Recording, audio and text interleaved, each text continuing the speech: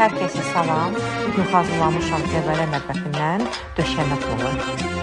İnanılmaz iftar, ləzzətli, əti çox dadlı oldu. Döşü dəmdən. Əti isə nar kimi qızarır, bandır kimi yumuşaqdır. Hazırlayacaq olan hər kəsə nuş olsun. Bu dəfə mən soğansız hazırlamışam və toyuq qanadı istifadə eləmişəm. Qızartmışam yaxşıca, sonra qatmışam kişniş, alça və bir yerdə belə keçən qızartdım. Duz istiyor, sarı göz, onların hamısını yox.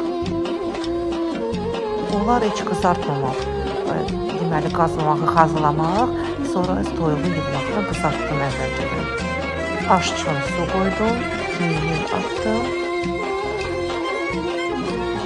İndi qazmaq hazırlayıram. Yumurtanı qarışdırıb batırma, biraz tuz vururuq və düyünü batırıq, qarışdırıq və qaynar qazanın dibinə belə qoyuruq. Sonra qızardılmış toyuqları büzürük və mən bugün ərik qatdım ora. Sonra üstünə düyünü dökürük və qoyuruq aşımızı dəmləməyə. Çox dadlı alındı.